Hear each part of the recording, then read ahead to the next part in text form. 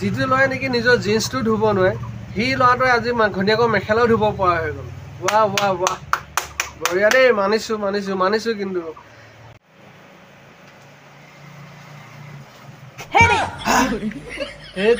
তুমি মানুহ মাৰিবা দেই। মই কিবা এটা ভাবি আছিলোঁ, তুমি আহি এনেকৈ কাণৰ ওচৰতে চিঞৰ মাৰি দিব লাগে নহ'ল বুলি। মই ভিতৰৰ পৰা ইমান মাতি আছোঁ, আপুনি শুনা নাই জানো? মই কথা এটা ভাবি আছোঁ ৰ'বা, মানে মই লগৰ এটা কথা ভাবি আছোঁ জানানে। লগৰ এটা কথা ভাবিছে নে এনে বেলেগৰ কথা ভাবিছে? নহয়, সেই লগৰ এটা কথাই ভাবি আছোঁ। বেলেগৰ কথা আকৌ কিয় ভাবিম, তুমি থকাত আকৌ বেলেগৰ কথা ভাবিব পাৰোঁ নেকি?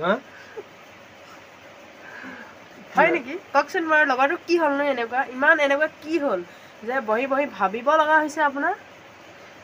মানে কি ক'বা, আগতে সি মানে যিটো ল'ৰাই নেকি একো এটা কাম নকৰে, আজিকালি তাক দেখিলে দেহিও মনটো ইমান বেয়া লাগে। ইমানে কাম কৰে, মানে কৈছোঁ নহয়, আচৰিত আৰু। যিটো ল'ৰাই মানে কাম এখন কৰিব নাজানে, একো এটা কাম নকৰে, সি এতিয়া মানে ইমান কাম কৰিব পৰা হ'ল, মানে কি ক'বা আৰু। মানে আপোনাতকৈ হাই ফাই হৈ গ'ল নেকি? একদম মানে ক'বই নালাগে, বহুত হাই ফাই।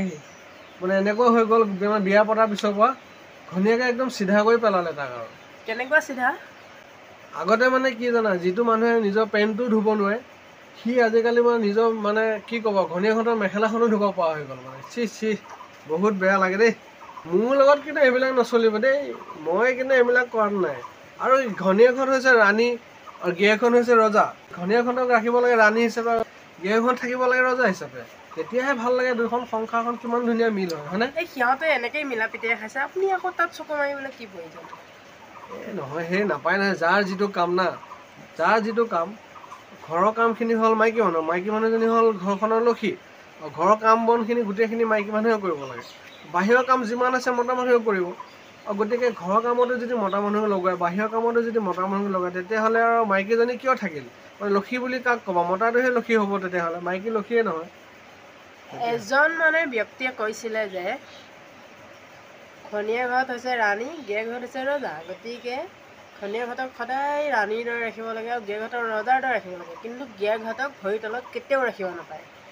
হয় নহয় কওকচোন? হয় আকৌ, আজিকালি দেখা পোৱা যায় একদম ঘনীয়েকহঁতে গিৰিয়েকহঁতক ভৰিৰ তলতে ৰাখে। একদম নাপায় দেই, কি যে হৈছে মই একো ধৰিব পৰা নাই। মানে বেয়াও লাগে, মানে কি ক'বা। আৰু এটা কথা, কিন্তু মিলা প্ৰীতিয়ে থাকিব লাগে, এনেকুৱাও নহয়, কিন্তু মিলা প্ৰীতিয়ে থাকিব লাগে, হ'লেও মানে একদম মানে সীমা চেৰাই যাব নালাগে।